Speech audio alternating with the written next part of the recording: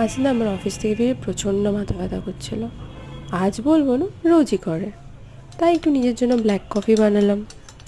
Black কফিটা একটু মাথা ব্যথার সময় খেলে না ভাল লাগে, বলবো না কমে যায়। যারা বলে কমে যায়, আমি জানি না তাদের কি করে কমে, আমার কমে না। মাথা ব্যথা আমার রোজই করে, আর ব্ল্যাক কফিটা খেলে একটু বেটার লাগে। আমার অতটা কফি ভালো লাগে না, সব বাঙালির মতন আমার চাটাই ভালো লাগে। সেটা যে কোনো সময়ই হোক, চা চা, বাঙালির জন্য অবশ্য চাটা একটা আলাদাই ভালোবাসা।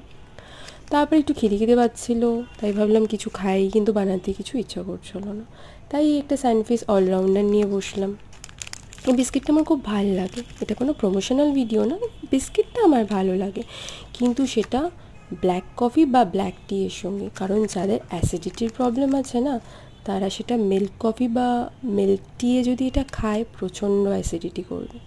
কিন্তু ব্ল্যাক কফি বা ব্ল্যাক টি বেশ ভালো লাগে, আর খিদেটাও কমে যায়। আর যখন খুব টায়ার্ড থাকবে, কিছু বানাতে ইচ্ছা করবে না, তখন এটা চায়ের সঙ্গে দারুণ একটা কম্বিনেশন।